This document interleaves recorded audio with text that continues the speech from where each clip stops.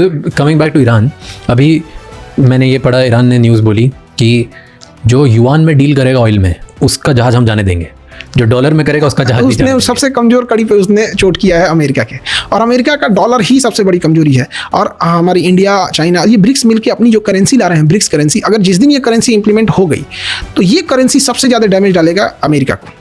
America बहुत खतरनाक चाल चलने जा रहा है, उसके ऊपर $40 बिलियन का कर्जा है, और अमेरिका के पास इतना पैसा नहीं है कि वो कर्जा चुका सके। हाँ, $40 ट्रिलियन का कर्जा है, और उसके पास इतने पैसे नहीं है कि वो कर्ज को चुका सके।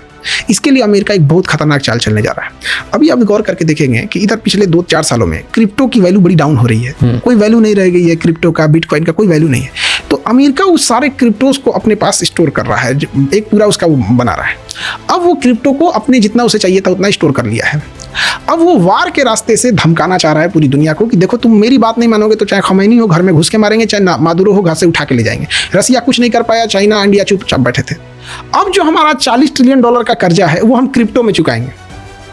जैसे ये अनाउंस करेगा अमेरिका, तो देखिएगा ना, क्रिप्टो की वैल्यू बहुत बढ़ेगी। अब जब क्रिप्टो की वैल्यू बढ़ जाएगी तो कहेगा लो जब ये ले जाओ पैसा। अब जो क्रिप्टो में दे दिया वो पैसा, अब जैसे कर्जा चुका देगा, अब क्रिप्टो की वैल्यू डाउन करा देगा।